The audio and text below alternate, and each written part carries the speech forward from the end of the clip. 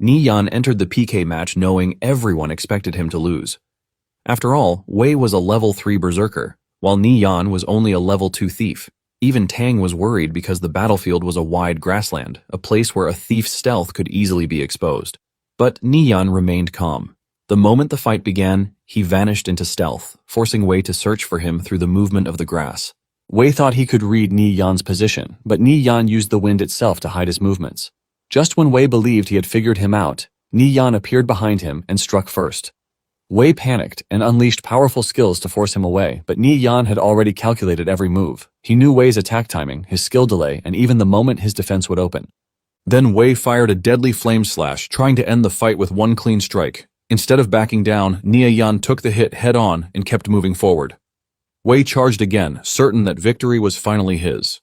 But before he could land the final blow, Ni Yan dodged with terrifying speed and struck first, completely draining Wei's health. In front of everyone, the so-called weaker thief defeated the stronger berserker, proving that Ni Yan was no longer the same person they used to look down on. But his change started with death. When Ni Yan shot down the director of a big conglomerate, Cao Shu, right in front of his guards. Without hesitation, the guards riddle him with bullets, but as Yan crashes to the ground, there is no sense of regret whatsoever in him, as he doesn't think he did anything wrong. In fact, he is glad that in the world, everyone gets to die once, and that is all. Yan heaves a sigh of relief that even after all the wealth that Cao has, it still couldn't save his life. With this last breath, Yan stretches his hands in the air and proudly declares that he avenged his father and mother. However, he hates the fact that life has been so unfair to him, and he has always been on the losing side. He tries to stay alive as much as he can because he is not ready to give up, no matter what. Suddenly, everything goes dark, and before he knows it, he opens his eyes on his bed. Yan gets up in shock, holding his chest in confusion because he remembers getting shot to death by Cao's bodyguards. Yan looks around and realizes that he is in the room where he lived when he was a student, and this is when it dawns on him that he might have been reborn into the past. Playing on the TV, sitting across the room, is a commercial about a fully immersive virtual online game known as Conviction. Apparently, Conviction has just opened its servers, and with this, Yan confirms that he is back in the past. Yan walks to his table and grabs a portrait off it. And this is a picture that features him and his parents. The picture was taken when his parents were doing business in metal plutonium at the border. The plutonium metal was an important strategic material that was purchased by the state at hundreds of times the price, earning his family a ton of money. Later on, his father opened a metal smelting company, and his family quickly became wealthy. However, this didn't last long because in the year that Yan turned 25, he also tasted retribution from the Shihong Financial Group. Apparently, relatives and friends who were trusted by his father were bought off by Cao for heavy sums, and they ended up betraying his father. This caused the company to suffer major setbacks, which led to bankruptcy. In the end, his father sent himself to the afterlife, and his mother also fell ill, which led to her death. Because of his wealthy background, Yan was lazy and couldn't do anything, so he only had one choice, and this was to perish with Cao, who ruined him. However, now that he has been given a chance to start again, he is determined not to lose anything again. Talking about Conviction, it is a cross-era holographic game that changes the world, and multiple financial groups ended up entering the game in later years. Cao Financial Group also started its rise from the game. Basically, Conviction became humanity's second world, and in his past life, he was a level 180 thief. Yan checks his phone and realizes that it is the 25th of July, 2025, which means Conviction has only been open for 7 days. With this, Yan figures out that there is still time for him because at the moment, the highest level on the game's leaderboard should only be level 5. Since he has the memories from his past life, he is confident that he can surpass whoever is at the top, which means this is his greatest opportunity to turn the tables from a desperate situation. Yan remembers that, at this point in time, he still has some savings, which are enough to buy the lowest level game helmet. As Yan prepares to leave the house, everything on his mind is how he is going to get back at Cao for destroying his family, so he changes everything that happened. Later that night, Yan returns home with the game helmet, and without hesitation, he puts on the helmet. The helmet syncs with his brain, and he soon logs into Conviction. On the entry-level menu, he is asked to pick his country. Basically, Conviction is divided into 3 factions. The Lawful Good Light faction consists of the Greenland Empire and the Saturn Empire. The Greenland Empire is a human empire that is ruled by a council of elders, and the Saturn Empire is a tribal alliance nation composed of dwarves, beastmen, and elves. The Lawful Evil Dark faction, on the other hand, consists of the Demon Descendant tribe and Undead tribe under a chieftain dictatorship.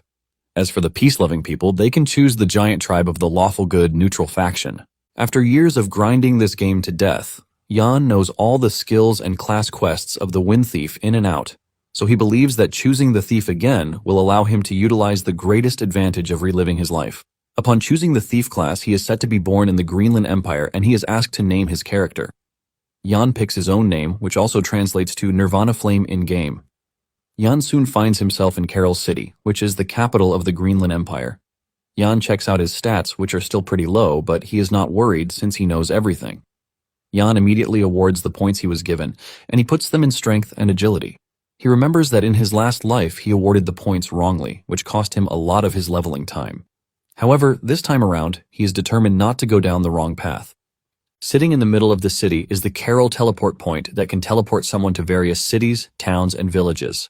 Standing near the teleport point is a dude advertising his cool daggers that cost only 2 copper coins. Jan remembers that in his past life he made the mistake of buying one of the daggers before later realizing that he had been scammed, but he can't fall into the same trick again since he remembers how it works. Jan then walks over to a level 3 Imperial Guard Paladin who is selling a stealth book for 6 copper coins. Most people turn away from the dude, saying 6 copper coins is too expensive to buy a stealth book, but Jan is most interested in the book. He walks over to the dude to ask him for the price of the book. Apparently, stealth is a powerful basic skill for thieves in the early game, which means it is quite important to him. According to the experience of his past life, there seems to be a hidden chest in the Wildcat Monster Zone of Tracktown. The skill inside the box can help him greatly speed up his level. Since this is a level 5 monster zone and most players are still level 2 to 3, no one should have gone there just yet. Jan then makes the dude a deal, telling him to give him the book for free, and in return he is going to tell him where to farm over a dozen stealth skills in a single day. The dude doesn't believe this and concludes that Jan is trying to scam him, but Jan decides to prove himself. Jan urges him to calm down while telling him that he is pretty sure that he got the stealth books from Fallen Shaman in Linktown. The dude is shocked when he hears this, and he asks Jan how he knows this. Jan goes ahead to reveal the exact coordinates, and this surprises the dude even more. He starts wondering if it is true, and he can farm over a dozen skill books in a single day. After assessing the reward, he decides to give Jan the book, saying he can easily get 3 more later, and without hesitation, he trades the book with Jan. Jan is impressed at how straightforward he is, and because of this, he tells him the exact coordinates where he needs to go. The dude assures Jan that he will be going there right away, and Jan tells him that he might get some Night Owl's perception skill there, so he should not hesitate to send him one. The dude assures Jan that as long as his claims come through, he's going to mail the skills to him once they drop. After the dude's departure, Jan also decides to head to Tracktown, where he can open a hidden chest. Upon arriving at the town, he absorbs the stealth book to learn it. This is a skill that allows him to enter a presence-concealing state, making him harder to detect. The higher the level of the enemy, the easier it is to discover his presence. After learning the skill, Jan activates stealth and dashes out of town. He heads straight to the Wildcat Zone, where there are cat monsters ranging from level 2 to 5. Sitting at the top of a tree is a hidden chest, which is Jan's target. Apparently, the chests in the game range from white, silver, gold, dark gold, to legendary chests. The higher the rank of the chest, the better the items inside the chest. It turns out that items in a chest are fixed, and once someone takes the chest, it will disappear. The chest Jan is after is a silver chest, and even though it is in a level 5 zone, which is hard for a level 0 like him to challenge, he is pretty sure that he won't lose any experience or equipment if he dies. Before making his way further into the monster zone, Jan activates stealth and dashes past the monsters. As he runs through the monsters, he knows that he has to be careful because his current stealth can only last 2 minutes, and considering the fact that opening the chest also takes a certain amount of time, he figures out that his speed must be top-notch. At the same time, he can't afford to get closer to the monster cats because it is going to be easy to detect him. After doing his best to maneuver his way around the cats, he finally makes it to where the chest is sitting, and he tries his best to stay calm while opening the chest because his stealth can break at any moment. 27 seconds later, the chest opens, and Jan grabs the item in the chest, which is a skill book, Vital Strike. It turns out that this is a skill that awards more lethality when attacking an enemy's vital points. As for the skill attributes, when hitting a vital point, it deals 150% damage, and the cooldown is 30 seconds. However, it is restricted to certain classes, like Thief, Warrior, and Paladin classes. With this, Jan believes that his path to the top is secured. Jan is glad that he obtained such a skill, since it can be learned at level 0, which means the difficulty of leveling up in the early game will be reduced by half. Without wasting time, he learns the skill, and just then, his stealth vanishes, which immediately alerts the cats. However, Jan doesn't really care, and he free dives straight into the cat's hands while thanking them for guarding the treasure chest for him. Apparently, once a player dies in Conviction, they will lose their experience and equipment, but because he is currently a level 0 player and only wearing the beginner standard set, nothing is going to happen to him if he dies. Once he reaches the ground, he is torn apart and he gets the notification of his death, causing him to drop a pair of beginner standard gauntlets. However, he is teleported back to the nearest town, which is Tracktown. Jan smiles while teasing the game for giving him a free express delivery back to town. With the Vital Strike in hand, Jan figures out that it is time he starts the second phase of his leveling up. Apparently, the second step of the plan requires 20 copper coins, but every newly created account only starts with 10 copper coins, so he needs to earn some money first. From his memories, he remembers that he can accept a hidden NPC quest in the town. Jan then heads to an NPC hunter to accept a quest to collect silver-grade giant rat skulls. After this, he talks to a farmer to accept a quest to kill 50 silver-gray giant rats. After accepting 2 successive quests, he triggered the hidden quest from the pharmacist Orr. Jan is pleased with himself because this is a secret only he knows.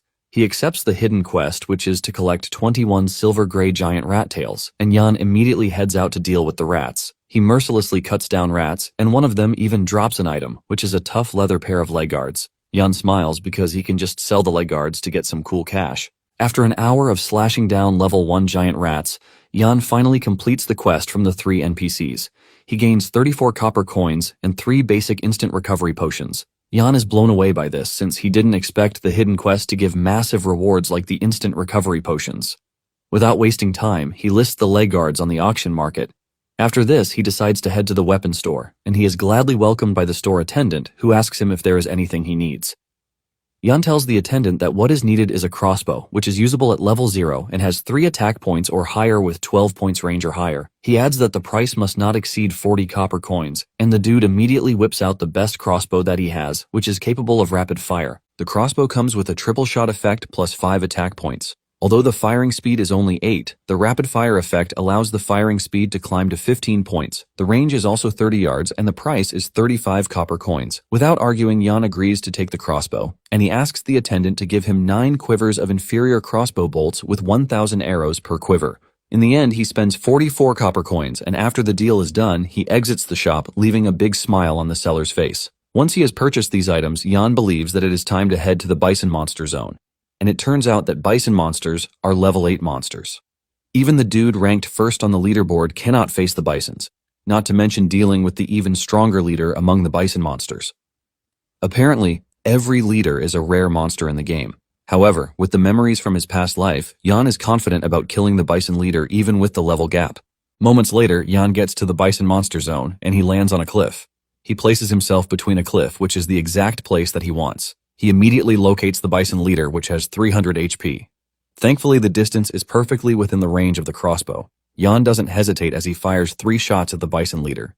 2 of the bolts miss, but 1 hits, and it removes 1 HP from the bison's health. The bison's health drops to 299, but Jan has successfully gotten the bison mad. Jan realizes that he can only deal 1 damage per hit thanks to the level gap between him and the bison. However, he is not worried because he brought a full 9,000 crossbow bolts, so he can grind the bison to death. Jan continues firing at the bison, missing some of his shots while some hit the spot. The bison angrily charges at Jan's location, and it tries to get to Jan, but it fails. It starts hitting its head against the rock, but Jan continues firing at it, while urging it to give up because where he is currently standing is a bug terrain that will be confirmed later in the future, so the bison has no way of attacking him. 3 hours later, Jan has used up 4,000 arrows, and the bison still remains standing, even though it's now about to die. Jan doesn't give up, and he fires more shots to finally take the bison's life. Thanks to this, he obtains over 8,000 points of experience, and he advances to level 2. Jan is impressed by the amount of experience points that he was given, which is proof that killing monsters above his level gives a lot of experience. Jan then walks to where he killed the bison to see what it dropped, and after assessing it, he realizes that it is a bronze-grade dagger. He also obtains 5 copper coins, but he is not able to view the dagger's attributes. It turns out that the equipment in the game is divided into whiteboard gear, bronze grade, silver grade, gold grade, and legendary grade. Because the number of rare monsters like leader grade, sub-elite, elite, and lord grade in the game is extremely small, only about 1 in 1,000 drops equipment with attributes, which makes every piece very precious. For bronze grade weapons, they have about 20% higher attack than ordinary weapons, and they carry an additional attribute. Yan figures out that the Bison leader should have dropped level 5 equipment, which means the price of the bronze dagger is at least 3 silver coins or more. Nonetheless, he knows he still needs to identify it to see its specific attributes first. Just then, he gets a notification telling him that the leg guards he put up for sale have been sold for 8 copper coins. In addition, the dude from earlier who gave him the stealth book, Flying Stone, is requesting an audience with him. Yan agrees to speak with him, and the dude yells out in excitement, talking about how right Yan was because when he went to the coordinates that he provided, it was just as he said. He reveals that 2 stealth books have dropped already, and his leveling speed is half as fast as before. The dude asks Yan if he is not too generous with the information he gave him, and Yan tells him not to overthink it. He reminds him to send him a copy of the Night Owl's perception skill when it drops, and the dude assures him that he will do that the moment it drops. He then asks Yan how he knows about all of these, and Yan replies that he played an account before, deleted it, then re-rolled as a thief. The dude is blown away by this, and he concludes that Yan's previous account must have been on expert level at least. The dude then asks Yan if he ran the Fallen Shaman Camp dungeon in his previous account because his team has tried to run the dungeon a few times but has been trashed really hard. In fact, they have almost lost all of their experience points and gear. Yan agrees to teach him but lets him know that the full walkthrough strategy price is 2 silver coins, which is non-negotiable. The dude is forced to ask again if Yan is serious that there is a walkthrough for the dungeon, and Yan says yes. Flying Stone lights up in joy, assuring Yan that he is going to convince their captain to pay the 2 silver coins. After the meeting with Flying Stone, Yan heads to Tracktown to identify the dagger that he got. He makes his way to an appraiser who asks him what he needs to identify, and Yan shows her the dagger. The appraiser tells Yan that this will cost him 10 copper coins, and this shocks Yan. Basically, the identification fee from NPCs in the game is usually 5% of the item's recycling price, and the market price is usually 6 times higher than this. This basically means that the bronze dagger is worth at least 12 silver coins, and curious to know what the dagger holds, Yan tells the appraiser to go ahead with it. The appraiser does her thing, and the dagger's stats are displayed. It is a bronze dagger with 18 attack points. However, it can only be used by a thief, and to make it better, it has 5 additional points to its strength. From its base attributes alone, the weapon has nearly 10 points higher attack than any ordinary dagger, and the gap is enough to put his current self in an invincible position. After a quick assessment, Yan figures out that he now has the weapons, and he has also obtained Vital Strike and Health. However, he still needs the ability that will allow him to last in combat because, as a thief, if one wants to possess sustainable combat power, they often choose between pharmacy and bandage skills. In addition, health potions and elixirs are very important in battle because they allow one to quickly recover combat power, but the downside is that they are expensive. Although Yan is not worried about the money, with his experience, he knows how to make money. Because of this, he believes that learning the combat bandage skills suits him better. Yan then heads to the medicine store to purchase 2 basic underwater breathing potions. This is because Yan has concluded that the first thing he has to do is to learn the combat bandage skill. After purchasing the potions, Yan heads to Rando Lake. He turns on his stealth skill as he runs through the terrain, and this is because some players are currently engaging in a battle there. He soon arrives at the Fishman village, but he has to get through the village to reach the Rando Lake. Since he doesn't have 1,000 people to help him clear out the village, Yan figures out that the only way forward is to use stealth. Just then, he gets a notification on the screen, which is a general announcement from the Victorious Return Guild. They inform everyone that they are about to clear the field near the Fishman village, and whoever is there should leave voluntarily. Upon hearing the name, Yan remembers them from his past life. Apparently, they are a guild that acts so arrogantly by relying on their power to bully solo players, and Yan soon finds himself running from them for months. This time around, he plans to settle the score slowly. Until then, he activates the stealth skill. Yan dashes through the village, and just as he manages to scale through the village, his stealth ends as he enters the field that leads to the lake. He soon finds himself under attack from an elemental mage who hurls a fireball at him. The dude is from the Victorious Guild, and he tells Yan to leave the area because solo players are not allowed. Upon assessing the situation, Yan realizes that he can actually take on the dude since he is alone. In order to fight a mage, he has no choice but to get into close combat with him, and this is what Yan does instead of running. By capitalizing on the 2 seconds that the mage is going to use enchanting the flame burst, Yan is able to close down the distance. He pushes his dagger into the dude's chest, immediately deleting 23 HP from his health bar. This pushes the mage backward, and he yells at Yan, telling him that he is looking for death because the area has been taken over by their guild. The dude unleashes a fire ring that affects Yan, but Yan doesn't back down as he gulps down a basic instant recovery potion. This gives him the chance to charge closer, and he launches another attack that removes 36 health points. At this point, the mage is already losing it, and he fires off a powerful blast, trying to get Yan to back off. The attack hits Yan, causing him to be pushed backwards while the mage mocks him, telling him that he is just a level 2 thief. He figures out that all he needs is one fireball to take Yan out, and he is confident that he is going to get it done. Just as he is about to cook his fireball, Yan reaches him within the blink of an eye, unleashing the vital strike to cut down his neck. The attack is so fast that it leaves the mage questioning how Yan was able to defeat him because he is just a level 2 thief who should have died after getting hit with his fireball. Yan smiles at the dude to further piss him off, and when he realizes that Yan used an instant recovery potion, he is forced to ask Yan how he got his hands on the money to buy potions when he is just a level 2 solo thief. Yan taunts him, telling him to try to find answers to his stupid questions when he finally revives in town. The dude is then teleported back to town, and he drops his bronze staff, which is worth at least 10 copper coins. Yan also figures out that he can't stay too long in the field because the victorious guild will soon be on him. Just as he predicted, the other guild members soon figure out that their guild member is dead by the lake. Without wasting time, they rush toward the lake with Yan in their sight.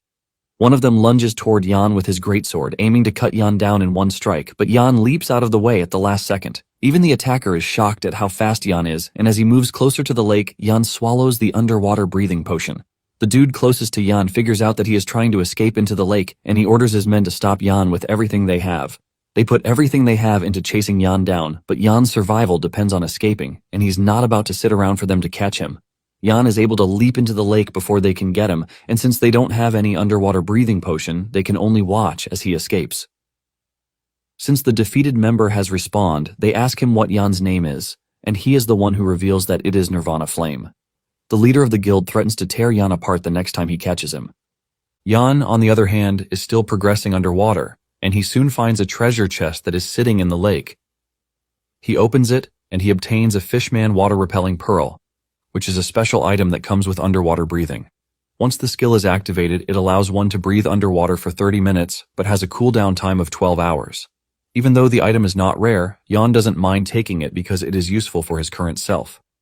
Suddenly, golden tridents start flying toward him, and this is when he realizes that he is about to stray into the fishman's lair. He quickly changes his trajectory because he knows that he is no match for the fishman underwater.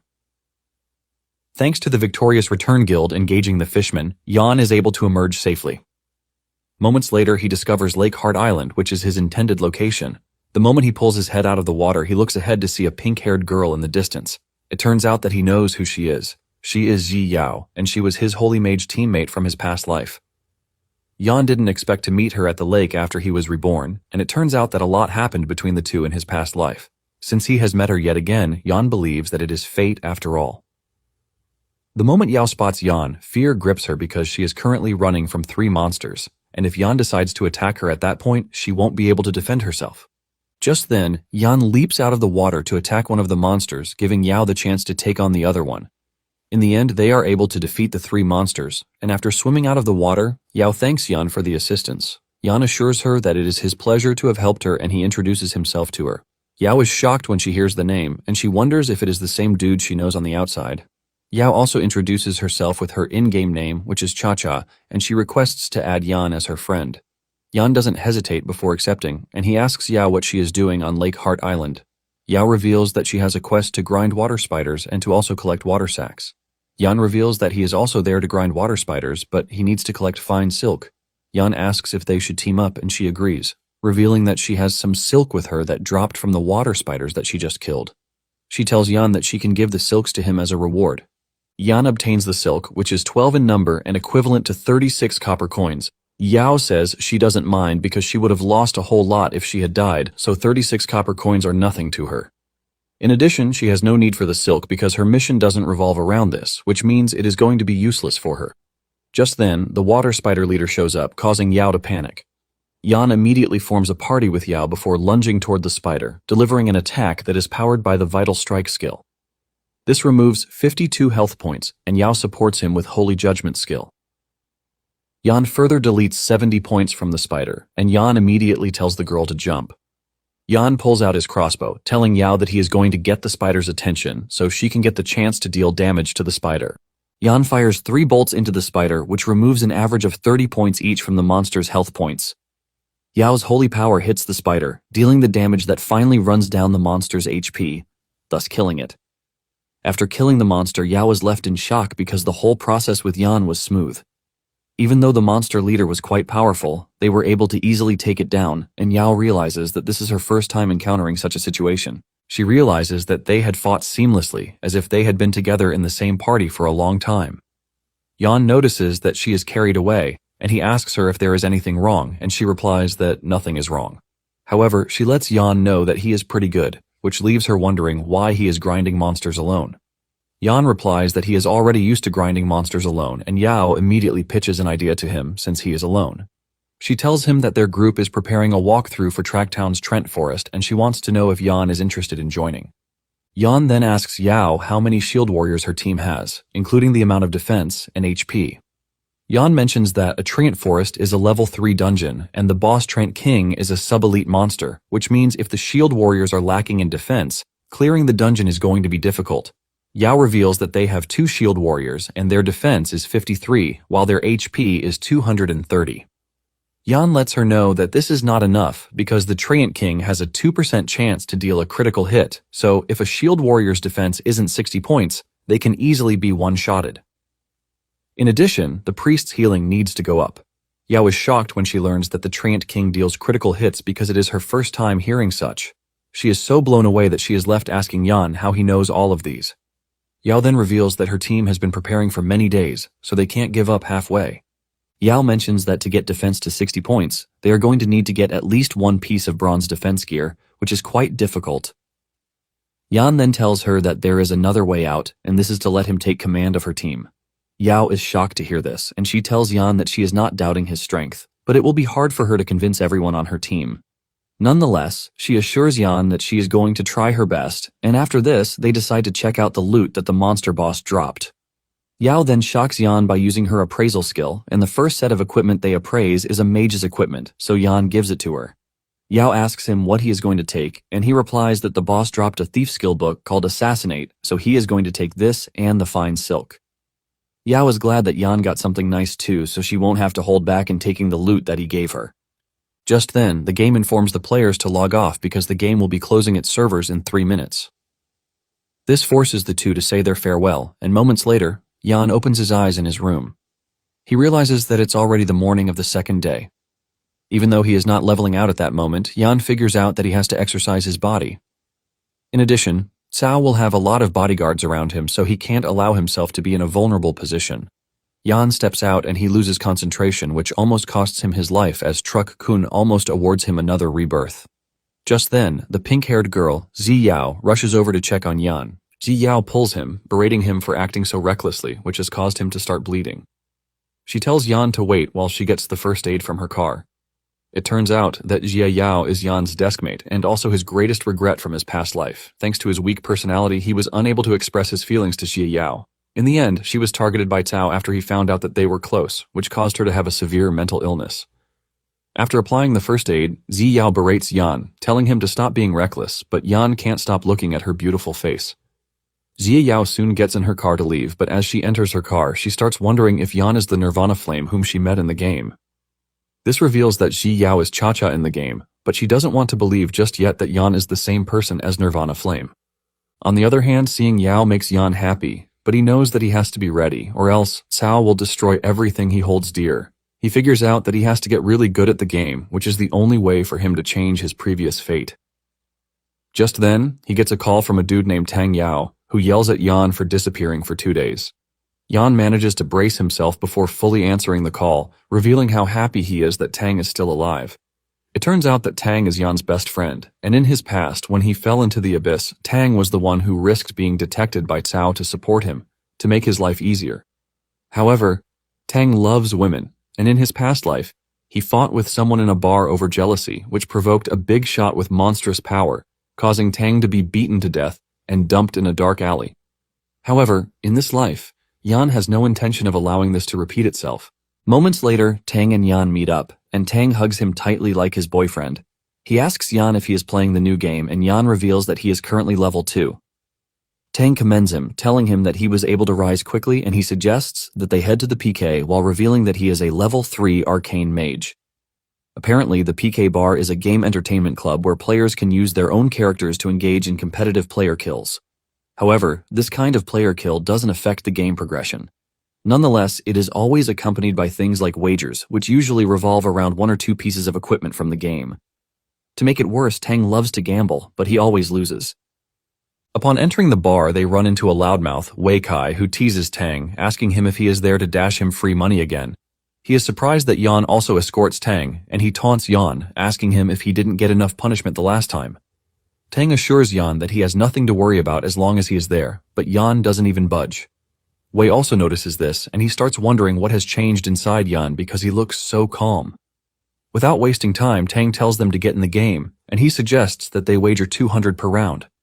Wei agrees, and they both put on the helmets to engage in battle. Yan figures out that Wei is a level 3 berserker who has learned charge, which means the whole thing is a disadvantage to Yan. As if this isn't enough, the terrain for the battle is plain terrain, which means Wei won't be able to dodge. Yan immediately concludes that his friend is going to lose the battle, and just then one of Wei's lackeys, Feng, suggests that they have their own battle too. Yan thinks about it for a minute before agreeing, and he lets the dude know that he will only play one round, but he wants a huge wager. This pisses off the dude who yells at Yan, telling him that he is going to teach him a lesson for being arrogant. Since he has 700 with him, the dude suggests that they make the wager 700. Moments later, the two log in to take on each other. The venue for the fight is the bamboo forest, and Yan shocks him by activating stealth. Before he knows it, Yan vanishes out of his sight, but instead of freezing up, Feng gets into a defensive position, waiting for Yan to slip up. Before he knows it, Yan appears above him, and with no time to react, he gets cut in the neck, which immediately deletes 40 HP. Feng frantically swings his sword in reaction to this, while wondering how Yan was able to appear behind him. With Feng's strike missing the target, he leaves himself open, and Yan finishes him off with the vital strike skill. Those who are watching from the outside are shocked when they see Feng lose to Yan so quickly. Yan, on the other hand, didn't even feel anything from the match because he considers playing against a level 2 ranger as straight-up bullying. Feng, on the other hand, is left wondering how Yan moved past him so fast to deliver a one-shot kill that ended everything pretty fast. Feng starts wondering when Yan became so decisive because he remembers Yan as the submissive kid that they beat up to their satisfaction. On the other hand, Tang has lost to Wei twice, but Yan isn't surprised. Tang says he lost because Wei had obtained an anti-magic aura, but Yan lets him know that it is not as powerful as he thinks. He tells him that as long as he times the magic release right, fighting a berserker like Wei is pretty simple. Tang agrees with him, but he is surprised at how much he knows. While he is busy asking Yan where he learned his newfound knowledge, Yan pulls out a wad of cash to show off. Feng is pissed when he sees this, and he yells at Yan, asking him why he is so arrogant about the whole thing. He rushes toward Yan, aiming to punch him in the head to teach him a lesson, but Yan easily grabs his arm and smashes him to the ground really hard. It turns out that Yan went through a bit of training in his past life, so he could easily deal with Cao. Tang is shocked as he watches his friend smack Feng to the ground like it's nothing. At this point, the other lackeys start to fear that Yan is going to beat them up if they mess up. Wei also notices that Yan is now a different person from before. The others want to rush in, but Wei stops them. Wei asks him how he was able to beat Feng, and Yan reveals that they only played a small round, but he was pretty weak. Wei then asks Yan if he is interested in playing around with him, and Yan replies that he can, but he won't if the stakes are too low. Wei replies that he is willing to bet 1,000 a round, and he wants them to go for 3 rounds in total. Tang protests this decision, reminding Wei that he is a level 3 berserker, while Yan is a level 2 thief. However, Yan cuts in, telling Wei that he would only agree to play with him for 3,000 a round. Wei agrees to this because he doesn't believe that Yan has what it takes to turn the sky upside down. Tang, on the other hand, is scared that Yan is going to lose himself, and he also asks him if he has 3,000 to wager. Yan says he doesn't have it, which is why he wants Tang to lend it to him. Tang doesn't hesitate before lending his friend the money, and once everything is sorted, they enter the game. They find themselves in a plain terrain, and Tang freaks out because this is going to put Yan at a disadvantage since he is a thief, and he would need to hide. Wei tells Yan that he is willing to agree to a change of terrain if he thinks this one is not favorable, but Yan tells him that it is fine. Yan tells Wei that the grassland is okay, and without further ado, he activates stealth. Yan vanishes, leaving Wei to try to figure out where he is. While moving around, Yan figures out that the grass will expose his position, and Wei will be able to judge his movement based on the grass. To prevent this, Yan figures out that he would have to use an external force. As for the external force that he is going to use, Yan picks the wind, and as he moves around, the wind disrupts his path, making it hard for his path to show on the grass. Wei was already tracking Yan until this happened, and he finally lost him. To prevent Yan from getting close, he swings his sword frantically, but he hits nothing. Wei starts sweating because this is the first time he is going up against a thief who uses the stealth skill to such an expert level. Suddenly, the wind stopped, and at this point, Yan was already behind Wei, but he decided that he was going to wait until the wind moved again before making his move.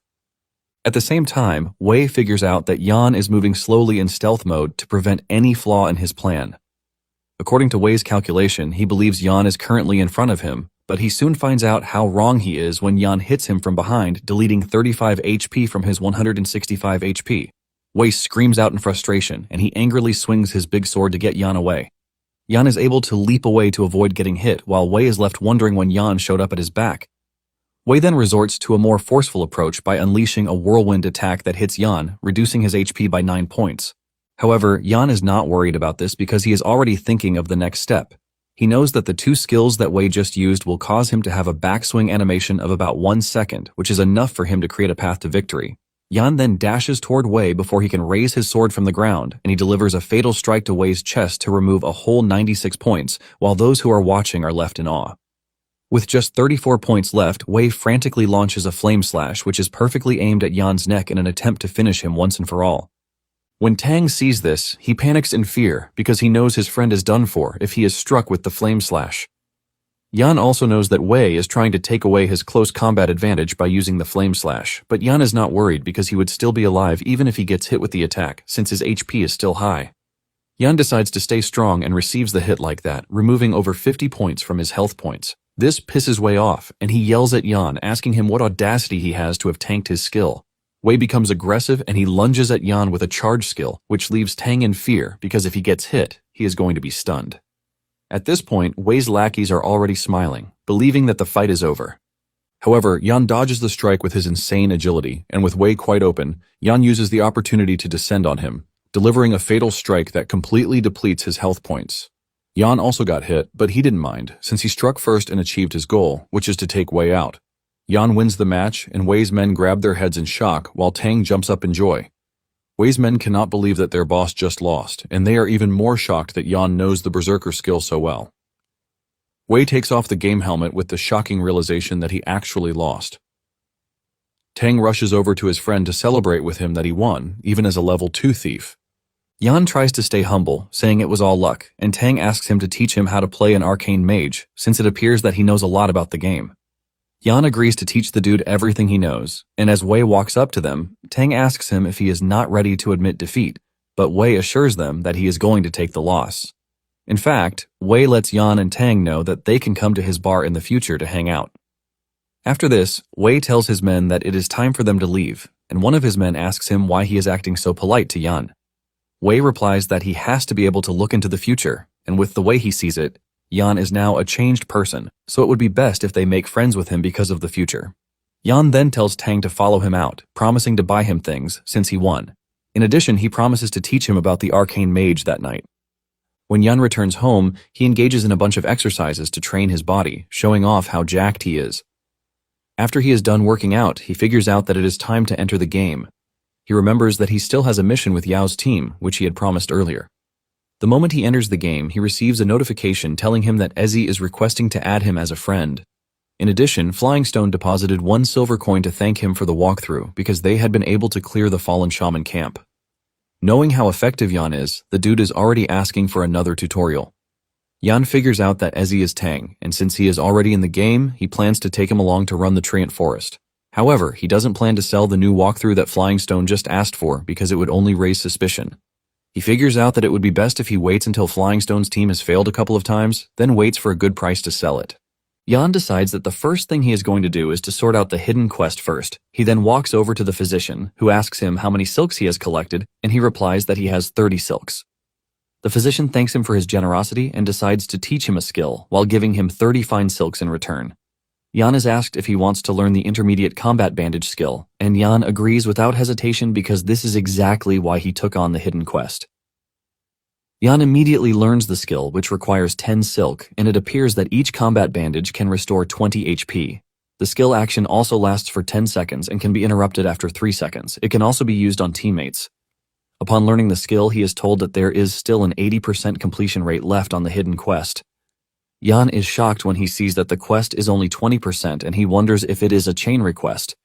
The physician tells him that he still needs more silks, and this is when Yan confirms that it is a chain request. Just then, Yao reaches out to him, telling him that they have gathered already and are waiting. Yan assures her that he is coming, and he heads to the track town teleportation point where Tang is waiting.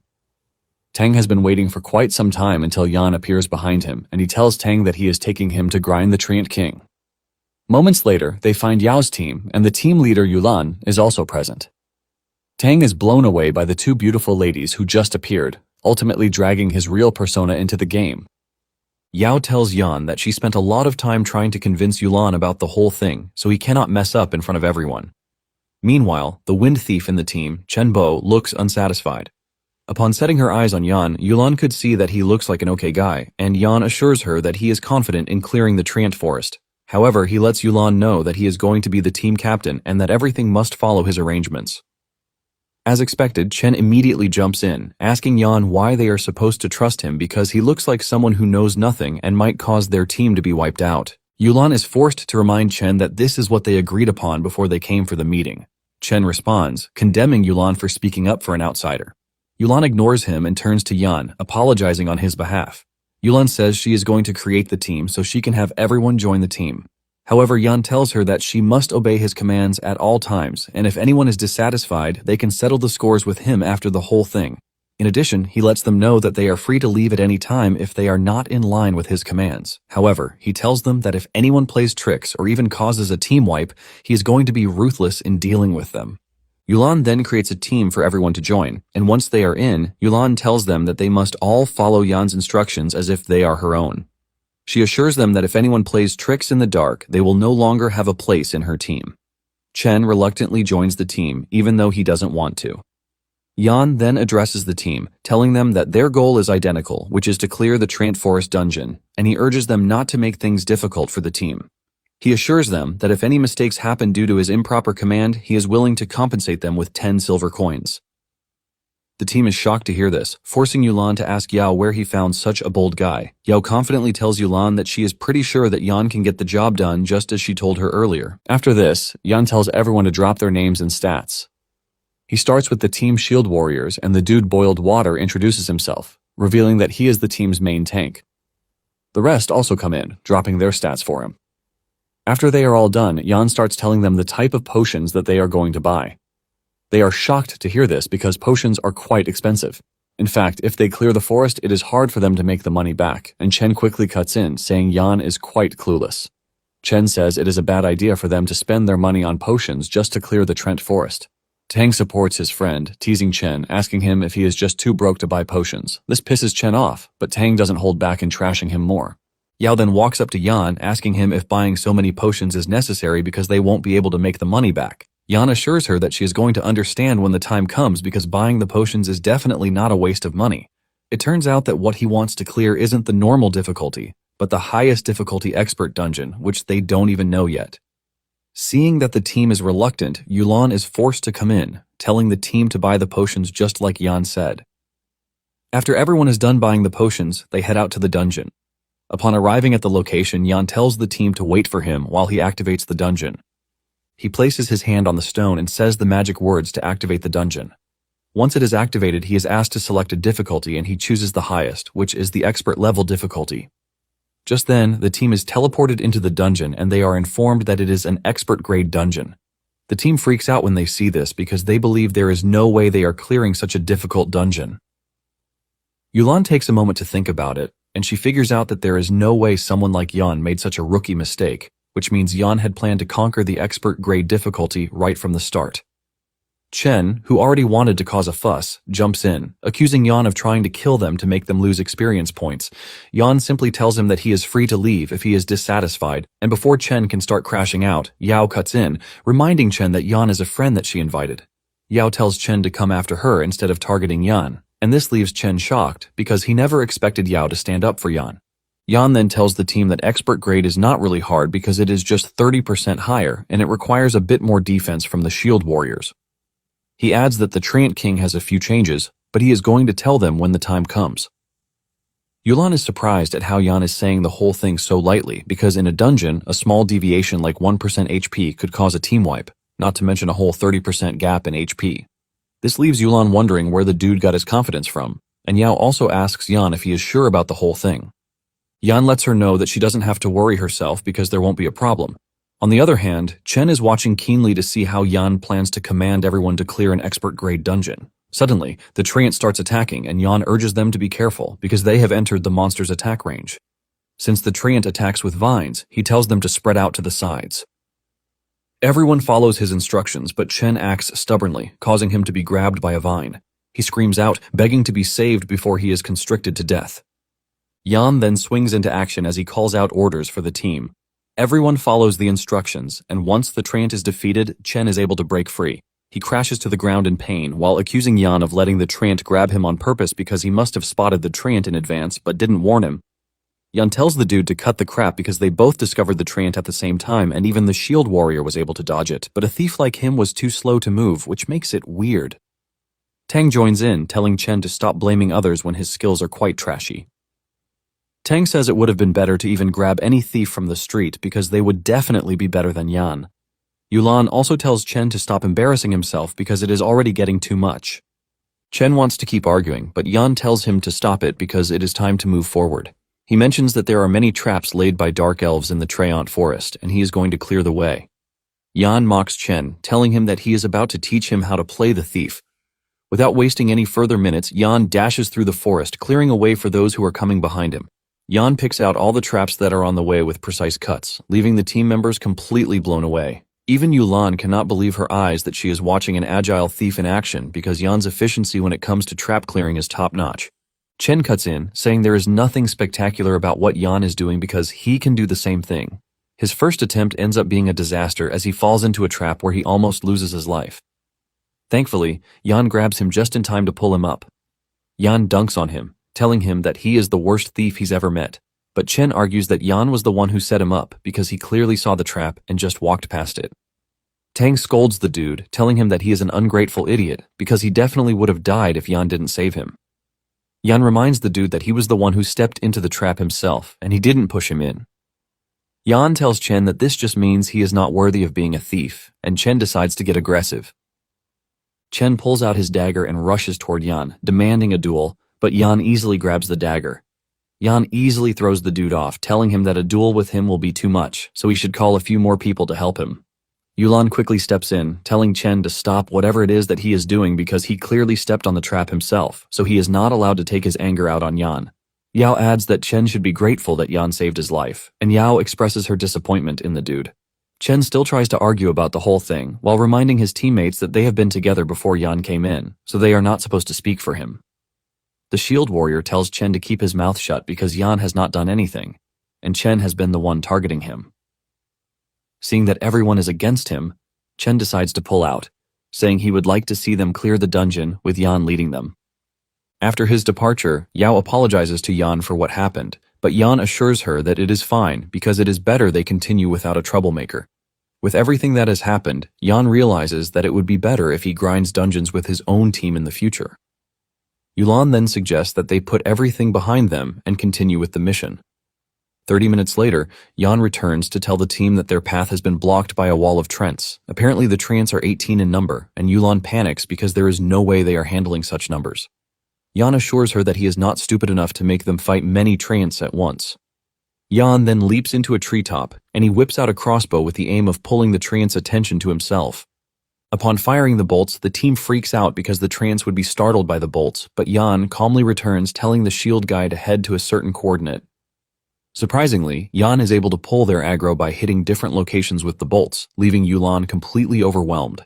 This is something that she's only heard of in legends, and she asks Yan where she managed to find a legendary master because he was able to lure away most of the Trents. Yulan calls this a huge test of a thief's eyesight and agility that even elite thieves on the leaderboards would find hard to achieve. She mentions that their team's survival rate would have increased by at least 30% if they had Yan from the very start. Even Yao cannot believe that Yan was this amazing. As they prepare to engage the Trant, Yan tells the shield warrior to block a Trant and remember to keep his center of gravity steady so the Trants can't do anything to him. Yan and the others engage the last Trant while the shield warrior stays with the Trant on aggro, and he is surprised that Yan's suggestion actually works. Moments later, they are able to take down the Trant they are fighting, and they divert their attention to the one the tank is holding down. Surprisingly, the Trant that was defeated drops a loot, which is a mage's gauntlet. The team is blown away by this because they never expected an expert-grade dungeon to casually drop equipment just by killing 2 Trants. Yulan confirms this, saying that when they ran the easy-grade Trant forest, they didn't see any equipment whatsoever.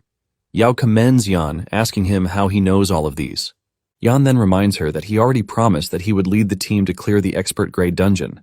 Yan then tells the team that it is time for them to use the same method to finish the Trants in the dungeon. The team confidently runs through the dungeon using the same method, which proves really effective. Just 20 minutes later, they had gathered a lot of loot that even the team never thought they would be able to. Meanwhile, Yan notices that they are being watched by some strange eyes in the dark, but he keeps this information to himself. Yan assures them that this is just the beginning, telling them that yields of the expert-grade Trent forest are far more than what they are currently seeing. Yan suggests that they rest for a bit before they move forward. When it is finally time for them to move, Yan tells them that they will move west, but Yulan subtly protests this, saying that the west is a dead end from what she heard. However, Yan assures them that they don't have anything to fear because he is going to lead them to the right place as long as they follow him. It turns out that he is leading them to a branching storyline that is hidden inside the dungeon. Moments later, they find a man playing flute in the distance, and Yan is the only one who knows that he is the guardian of the jungle. Apparently, humans and Treants lived together peacefully under his management, but out of nowhere, dark cultists appeared in the Treant forest. The Treants broke free of control and started killing humans, which is why the Greenland Council of Elders deliberated and planned to personally enter the Treant forest to crusade against the Treant king. This is basically the storyline of the Treant forest dungeon. As they approach the old man, he urges them to stay away because the Treants in the area will kill any humans that they lay their hands on. He continues by saying the Treants get even more powerful by nightfall, thanks to the moonlight. Yan ignores his warning and pays his respect to the old man, addressing him as the Treant herder, telling him that they came to eradicate the Treants and bring them to justice. However, the old man disagrees, saying those who deserve death are the vile beasts from the underground because they are the ones who should be judged. He mentions that they were the ones who stole his flute while hiding in the darkness. This is when it dawns on Yulan that Yan is triggering a hidden storyline, leaving her to wonder how he was able to find such a hidden NPC. Yulan is forced to ask Yao again where she found Yan. Yao casually replies that she doesn't even know what is going on. On the other hand, Tang is also blown away as he doesn't know when his friend got so good at the game. It turns out that the key to defeating the expert-grade Treant King revolves around triggering the storyline. Yan continues by telling the old man that he agrees with him because he noticed the evil dudes the moment he entered the forest. The old man grabs him when he hears this, and he tells Yan that the 2 elves were the ones who stole his flute, which caused the Treants to fall into chaos. The old man then reveals the dust of appearance that he developed, revealing that it will disrupt their state of concealment. He tells Yan to kill the elves and take back his flute so he will be able to defeat the raging Treant King. It turns out that the dust of appearance reveals all hidden creatures within a 30-yard radius, and it lasts for 20 seconds. After obtaining the item that is needed, Yan tells the team to follow him. Using a vine, Yan rappels down the cliff, and the others follow. As they approach a cave, Yulan asks Yan if he was able to find the dark elves that the old man mentioned, and Yan says yes. Once they reach further into the entrance of the cave, Yan comes to a full halt and says it is time for them to catch the dark elves. Yao asks him how he knows where the dark elves are, and Yan replies that the elves have been following them since the very beginning. Yao looks around in confusion because she can't see anything, but Yan already senses the elves' presence behind them. Yan tells the team that they have to finish the job at once, or else it will be hard for them to catch the elves because they are pretty elusive. The moment they moved deeper into the cave and Yan realized that there was no escape route again, he sprayed the dust in the air, ultimately uncovering the concealed elves. Seeing that their covers have been blown, the elves try to run away in fear, but they are blocked by Tang and the shield warrior, who have been lying in wait. The elves realize that they have no choice but to fight, and they lunge at the 2, but Tang hits one of them with his fireball. The rest of the gang then pulls up on the scene to help. Yan tells the team to make sure that they kill the elves because the herder's flute that they need is on them. One of the elves lunges at Jan, aiming to cut him down, but Jan dodges it before delivering a counterstrike that cuts the elf's head. By defeating the elves, Jan finally gets his hands on the flute that they need, and Jan assures the team that with the flute, they will easily clear the treant forest. This is a flute that makes treants tremble in fear, causing them to lose 50% of their HP, but it is only usable in the treant forest dungeon. Just then, Yao tells Jan that there is something else he needs to see. It turns out that it is a letter that is written in a weird language. Yao doesn't understand, but Jan is able to read the letter, and it appears that they have triggered a branching storyline where they have to deliver the letter to General Kavarot, reminding him to guard against the Drow tribe's counterattack. Yao asks Jan what is written on the letter, and he explains to her, leaving the entire group totally surprised. They know that they are also going to be rewarded for this quest, and they are already imagining something huge. Jan gives the tank the flute, telling him that he will be the one to use it when the time comes, since he is the team's tank. The dude is shocked when he realizes that the flute gives an additional 300 HP, which means he doesn't have to fear when he faces the Treant King. Once this is settled, Jan tells them that it is time to move out again.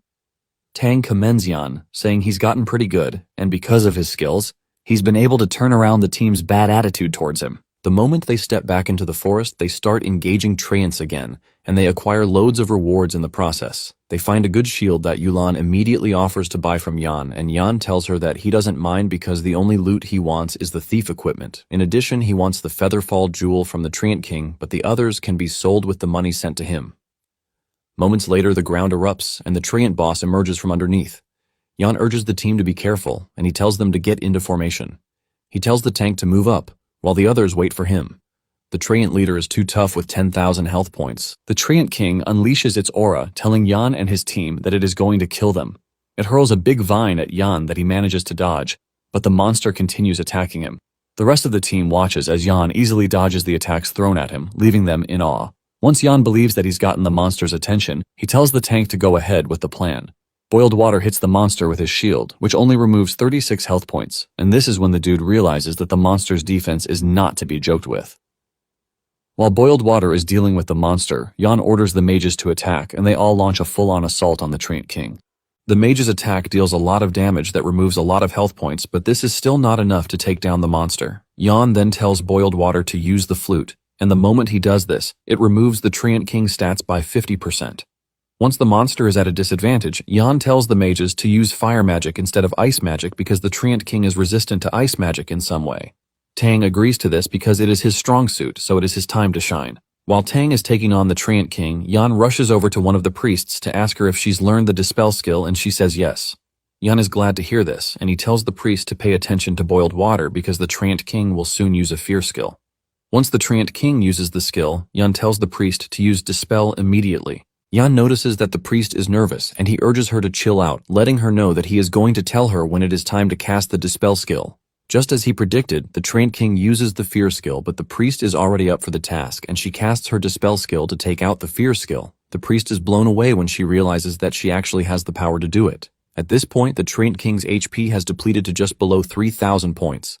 Realizing that it is about to die, the Treant King goes berserk, pushing the team backward.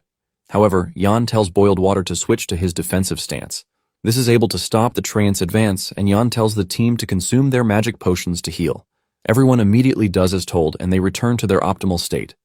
However, Boiled Water is the one getting all the damage from the Treant's attack. Just when he is about to be crushed, the healing effect comes into play at the right time, taking him out of the tight spot.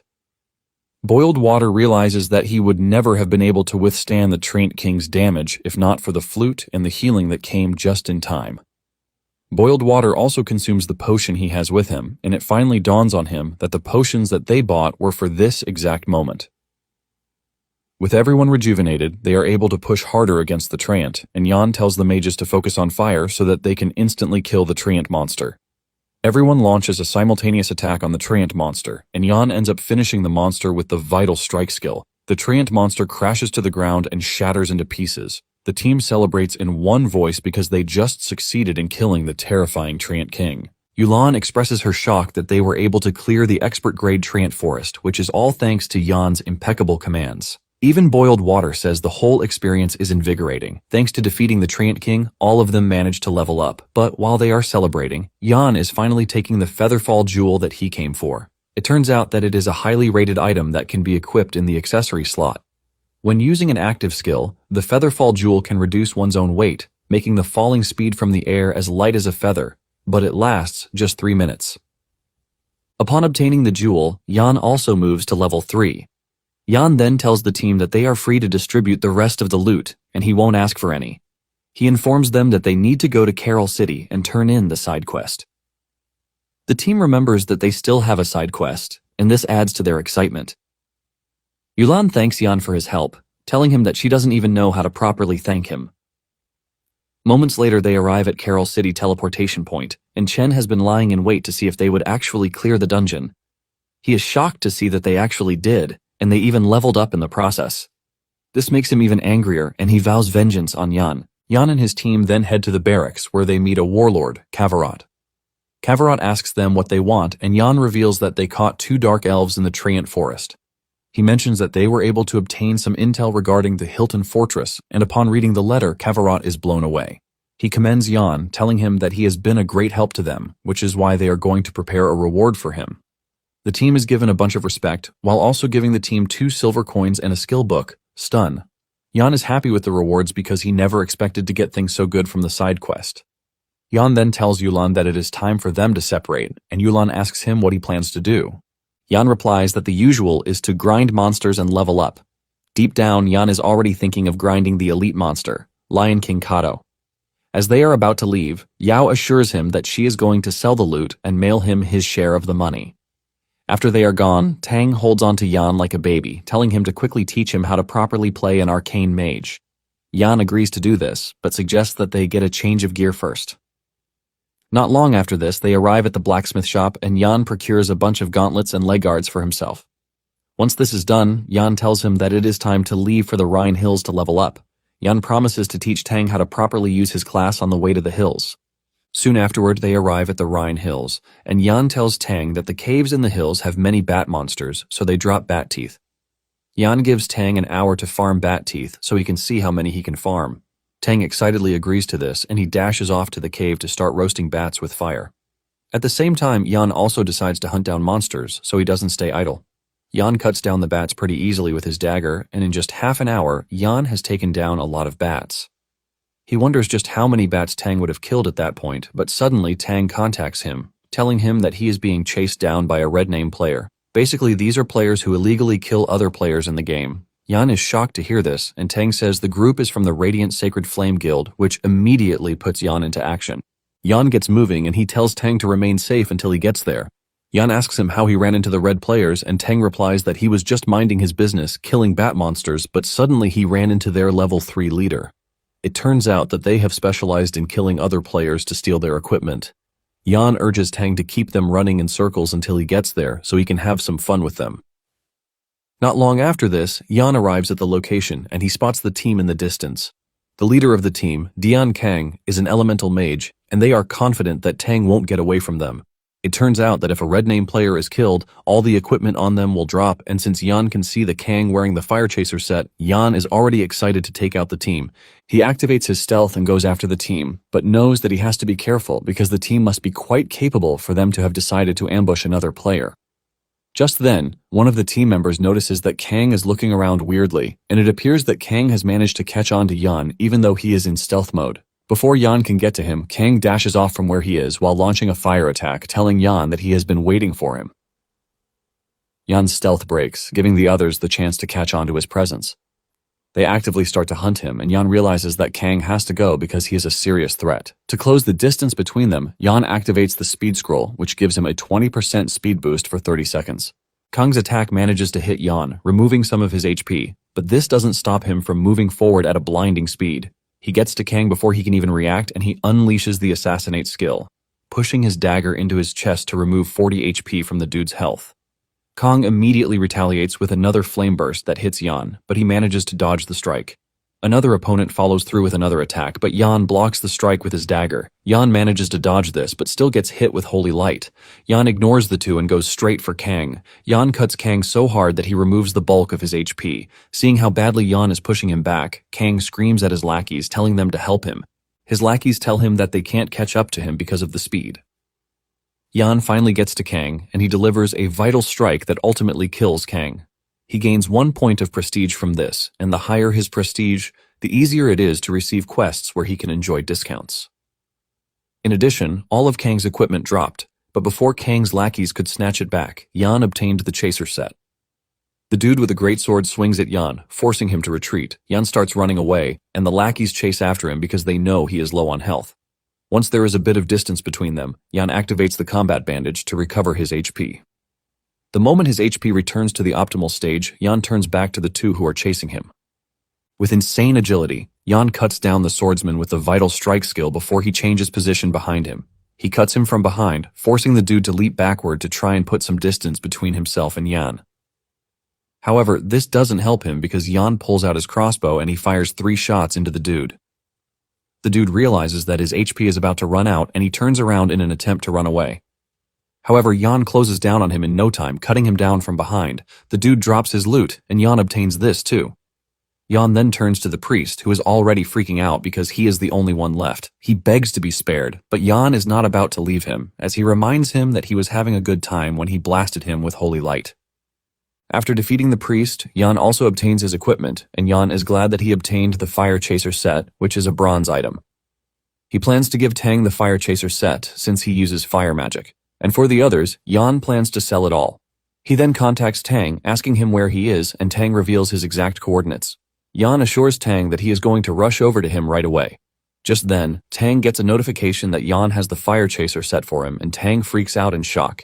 He asks Yan where he got the set, and Yan reveals that he got it from one of the dudes that he killed. Tang is left in awe because of how impressive his friend is. In fact, he is ready to die at that moment because he has gotten his hands on some good loot. Yan then tells Tang to wait for a few minutes because he has to take down a bunch of the bad guys. Meanwhile, Kang's subordinates get the notification that their comrade is dead, and this shocks them to their bones since Kang is pretty strong thanks to the chaser set. They also freak out when they realize that Kang must have lost his gear. The group assumes that Kang must have died at the hands of a group of people. Just then, they learn that the person who killed Kang is just a single thief. They don't want to believe their ears when they hear this because Kang is pretty strong. The team holds their heads in fear because it is not understandable to them that a level 3 thief single-handedly wipes out Kang and his team. The team leader then tells his team that Kang himself was the one who confirmed the whole thing. Thanks to Kang's update, they are able to learn Yan's name. It turns out that the guild has issued a kill order on Yan, and whoever kills him will be rewarded with 5 silver coins. Unknown to them, Yan is actually stalking them, and he can hear everything they are saying. Yan is surprised that they placed such a huge amount of money on him. At the same time, Yan is interested in seeing how they plan to hunt him down. Yan then activates his stealth skill to secretly follow the group. Just then, they hear a rustling noise in front of them, and just as they are preparing to engage what they believe might be Yan, they are shocked to find out that it is none other than a horned deer leader. This is also a big problem that they have to deal with at that moment, but this provides the perfect chance for Yan to sneak up on them. The leader of the group, who is a tank, rushes toward the deer and urges his team to support him. He blocks the deer's path while the others slash the deer repeatedly, reducing its health points. Meanwhile, the mages are providing support from behind, and suddenly, one of them gets taken down. Yan delivers fast-paced attacks that cut through the two, and even when one of them tries to drink a potion, Yan cuts him short, deleting his head before he gets the chance to do so. The other is stunned, and Yan uses the opportunity to go after him, but the dude blocks Yan's attack with his staff. Meanwhile, the leader of the team notices that they are not getting buffs from behind, and when he turns around to assess the situation, he realizes that they are being ambushed by Yan. Since they are getting attacked on 2 fronts, the team leader suggests that they finish off the deer before they go after Yan. While the team is busy taking care of the deer, Yan has finished off their buffers, and at this point he is left to face the team. However, he figures out that the trio that is left are melee fighters, and even though they don't have much health left, it is riskier than a 1 versus 1 situation. The team leader is pissed when he realizes that Yan has now killed 5 of their guild members already, and he tells his teammates that he has called for reinforcements already, so they just need to hold out a bit. Seeing that the trio is reluctant to take him on, Yan decides to use it to his advantage, telling them that he would leave. The team leader then tells Yan that his plan to split them up so he can attack them individually will not work.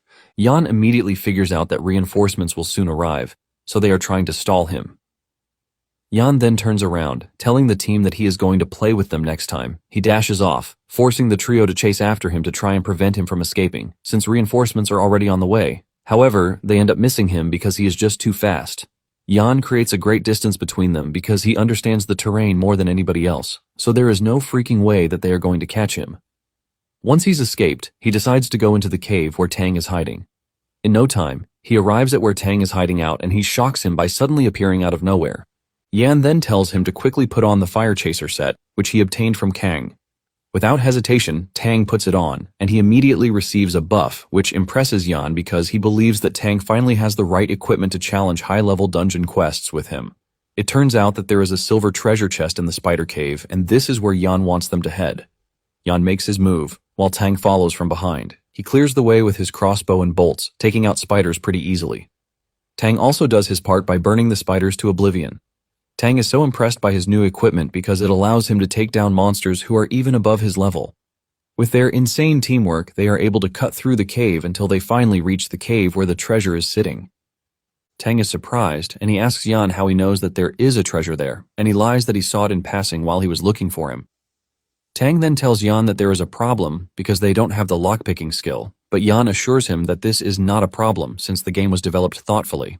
Yan reveals that beside a treasure chest there is always a key to open it, and suddenly, the spider leader shows itself.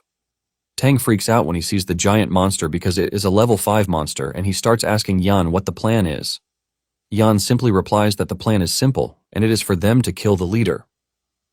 Tang acknowledges and launches a giant fireball at the spider. When Yan realizes that his friend actually uses fire magic, he smiles because it dawns on him that they have a chance, since the spider is weak against fire.